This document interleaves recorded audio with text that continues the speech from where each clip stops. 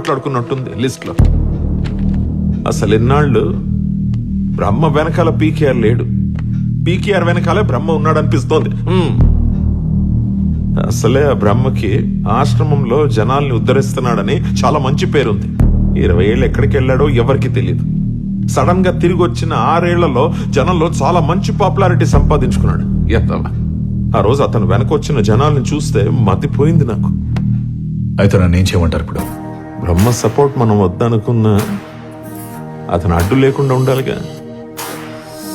అందుకే ఒకసారి పిలిచి మాట్లాడితే మంచిది. పిలవండి.